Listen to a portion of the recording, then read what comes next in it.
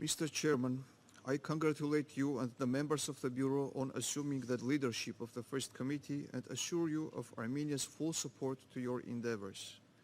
Armenia reiterates its unwavering commitment to the full and universal implementation of the international obligations in the areas of non-proliferation, disarmament, conventional arms control, and confidence and security building measures. We closely cooperate with partner countries in the framework of the UN and other international organizations in supporting compliance with the relevant treaties and regimes.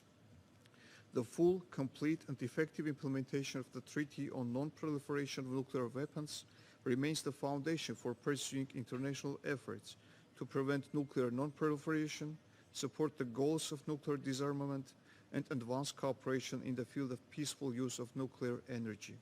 We hope that the upcoming 10th NPT Review Conference will provide a new impetus for global action aimed at strengthening the nuclear security architecture and comprehensive implementation of the treaty. Armenia supports the International Atomic Energy Agency in verifying implementation of the obligations on non-proliferation and addressing the cases of non-compliance. Mr. Chairman, Armenia underscores the importance of conventional arms control and CSBMs for ensuring military stability, transparency, predictability, and risk reduction. In this regard, an effective, functioning, and comprehensive conventional arms control regime is one of the cornerstones of the regional security architecture. Armenia reiterates its principled position on the imperative of implementation of all legally binding obligations under the Treaty on Conventional Armed Forces in Europe. Likewise, Armenia has placed high priority to the Vienna document of 2011 on confidence and security building measures and other regional CSBMs in reducing tensions and consolidating the existing security arrangements. Armenia's chairmanship of the OSCE Forum for Security Cooperation in April-July this year, under the motto Rebuilding Trust and Confidence through Implementation of Politico-Military Commitments, had focused on the implementation and protection of the OSCE commitments with the aim of preventing further erosion of the concept of comprehensive and inclusive European security.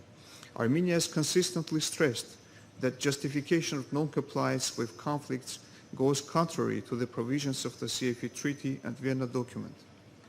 We have voiced our serious concerns in regard to the destabilizing accumulation of heavy weaponry exceeding of the CFE Treaty ceilings, failure to notify large-scale military exercises, conditionality in receiving inspections, and exclusion of a large portion of armed forces from verification regime. Absence of adequate reaction of the international community to the breaches of the core provisions of the CFE Treaty and Vienna document by Azerbaijan created a fertile ground for the latter to conduct preparations for a large-scale military offensive. The aggression unleashed by Azerbaijan against Nagorno-Karabakh on 27 September 2020, with involvement of foreign terrorist fighters and mercenaries, came to confirm the validity of concerns of Armenia. From the first day of hostilities, Azerbaijan widely used all types of heavy weaponry, including multiple launch rocket systems, missiles, various types of UAVs, and prohibited weapons, such as cluster munitions and incendiary weapons, to conduct targeting attacks on the civilian population and infrastructure, in gross violation of the international humanitarian law. In the aftermath of its aggression, Azerbaijan resorted to expansion of the geography of tensions, resorting to military provocations against Armenia.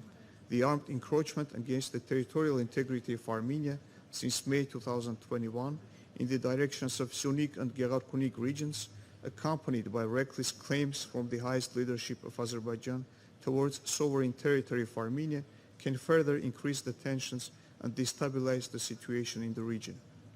Mr. Chairman, we are convinced that the international community should be resolute in the face of systemic and flagrant violations of legally binding international obligations and commitments, destabilizing military buildup and use of prohibited weaponry to commit gross human rights violations and atrocity crimes.